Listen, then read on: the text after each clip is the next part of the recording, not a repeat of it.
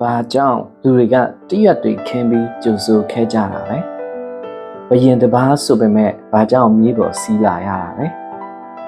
ဘန်ဆန်ဒီရဲ့လေးဝက်အတိတ်ပဲကိုသိချင်လားကျွန်တော်ရဲ့ channel ကို like and subscribe လုပ်ပေးဖို့မမေ့ပါနဲ့ဘန်ဆန်ဒီဆိုတာကသခင်ခရစ်တော်မြေလေးပေါ်စီးပြီးယေရှုစလင်မြို့ကိုဝင်ကြွလာတဲ့နေ့ပါအဲ့ဒီအချိန်မှာလူတွေကသခင်ကိုမြင်ပြီးအယမ်းစိတ်လှုပ်ရှားကြတယ်သူတို့ကသခင်ကိုကယ်တင်ရှင်အဖြစ်မျှော်လင့်နေကြပြီးသူတို့ရဲ့ဘဝတွေကိုပြောင်းလဲပေးမဲ့သူလို့ယုံကြည်နေကြတယ်ဒါပေမဲ့သခင်ကအခြားဘုရင်တွေလိုမြင်းကြီးတွေစစ်တပ်တွေမပါဘဲမြေးလေးပေါ်စီးပြီးတိတ်တဆိတ်ဝင်လာခဲ့တယ်။သခင်မြုပ်ထဲဝင်လာတဲ့အခါလူတွေကအယံဝမ်းမြောက်ကြတယ်။သူတို့ကလမ်းပေါ်မှာမိမိတို့အဝတ်တွေခင်းပေးကြပြီး palm leaves လို့ခေါ်တဲ့တရွတ်တွေကိုလည်းချပြီးကျူဆိုကြတယ်။သူတို့က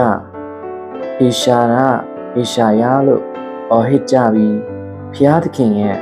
နာမဖြစ်လာတော့တူပြီးကောင်းကြီးမင်္ဂလာရှိပါစေလို့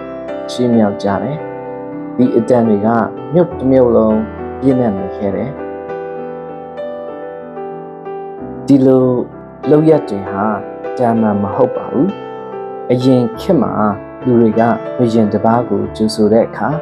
လမ်းပေါ်မှာအဝတ်တွေခင်းပြီးဂုဏ်ပြုကြတယ်။ဒါကြောင့်လူတွေကဒီလိုလုပ်တာကသခင်ကိုဘုရင်အဖြစ်လက်ခံကြောင်းသူတို့ရဲ့အသက်တာကိုအုပ်ချုပ်မဲ့သူအဖြစ်ယုံကြည်ကြောင်းပြသတာပါဒါဟာယုံကြည်ခြင်းရဲ့ပြသမှုတစ်ခုဖြစ်ပါတယ်ဒါပေမဲ့ဒီနေရာမှာအရေးကြီးတဲ့အချက်တစ်ခုရှိပါတယ်သခင်ကအာဏာကြီးတဲ့ဘုရင်တစ်ပါးလို့မဟုတ်ပဲမြေးလေးပေါ်စီးပြီးဝင်လာခဲ့တယ်အဲ့ဒါကဘာကိုပြသချင်တာလဲဆိုရင်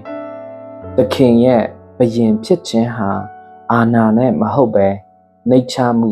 ချစ်ချင်းနဲ့ငြိမ်းချမ်းမှုအပေါ်မှာအခြေခံထားတာဖြစ်ပါတယ်။ဒီနေ့မှာလည်းကျွန်တော်တို့ကိုမိခွန်းတစ်ခုရှိပါတယ်။အဲ့ဒီအချိန်ကလူတွေလိုပဲကျွန်တော်တို့လည်းသခင်ကိုကြိုးဆိုနေကြလား။သခင်ကိုဘုရင်အဖြစ်ကျွန်တော်တို့ရဲ့နှလုံးသားထဲမှာနေရာပေးထားပြီလား။ဒါမှမဟုတ်လိုချင်တဲ့အရာတွေမရတဲ့အခါသခင်ကိုမေ့နေကြသလား။ Palm Sunday မြစ်တာပန်းတနင်္ဂနွေနေ့က